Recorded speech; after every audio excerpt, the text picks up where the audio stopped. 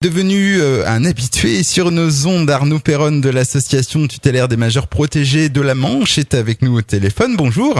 Bonjour. Aujourd'hui, on va s'intéresser à nouveau aux mesures de protection judiciaire. Alors, et surtout aujourd'hui, comment en bénéficier, que faut-il faire?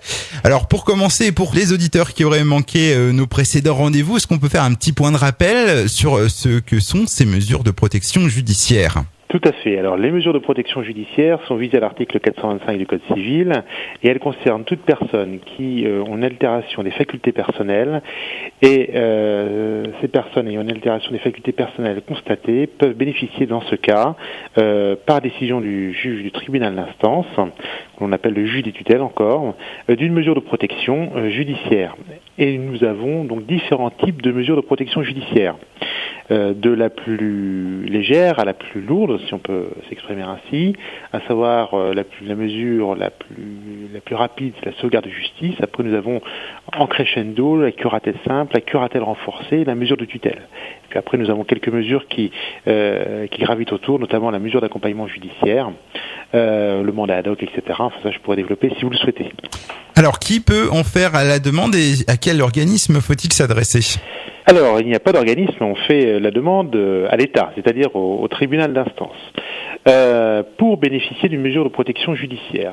Tout tiers intéressé, dit la loi, peut solliciter la mise sous protection d'un tiers, mais à la condition sine qua non que la personne à protéger ait rencontré préalablement un médecin inscrit sur la liste, des médecins agréés, pour délivrer un avis médical sur la nécessité d'avoir une mesure de protection judiciaire ou non. L'avis du médecin agréé va également donner une indication sur la nature de la mesure de protection. Est-ce qu'il faudra une mesure légère ou une mesure plus lourde? Est-ce qu'une curatelle est suffisante ou est-ce qu'une tutelle est suffisante? La procédure ne peut s'ouvrir qu'à la condition qu'il y ait donc une requête accompagnée de ce certificat médical. Si, et ça c'est la grande réforme de la loi du 5 mars 2007, s'il n'y a pas de certificat médical, le juge ne peut plus se saisir d'office. Alors ça, c'est une procédure qui peut durer combien de temps? Il n'y a peut-être pas trop de règles. Alors, la procédure peut durer, on va dire, entre 3 mois et 6 mois. Tout dépend du taux de charge des tribunaux, tout dépend de l'urgence au niveau des besoins de la mesure de protection. Maintenant, je vais dire qu'en 3 mois, une mesure de protection peut être prononcée. On peut rappeler aussi qui peut être désigné comme mandataire chargé de la protection de la personne? Alors, prioritairement, dit la loi, c'est un membre de la famille. Après, si le juge considère qu'il n'est pas souhaitable, pour plusieurs raisons, problème de compétences, problème de conflits familiaux, problème de dépendance, le juge peut décider de nommer un mandataire judiciaire.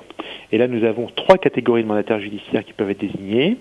Si la personne est passée dans un établissement de plus de 80 lits, dans ces cas-là, ce sera obligatoirement le préposé d'établissement. Chaque établissement, public et privé, ayant 80 lits doit avoir un préposé.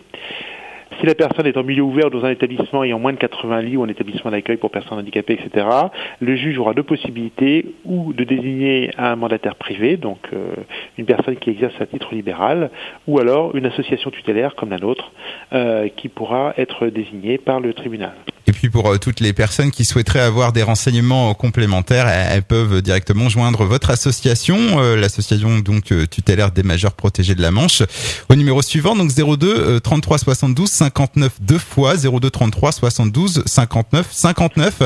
Je vous dis au revoir Arnaud Perronne et puis à bientôt. À très bientôt, merci.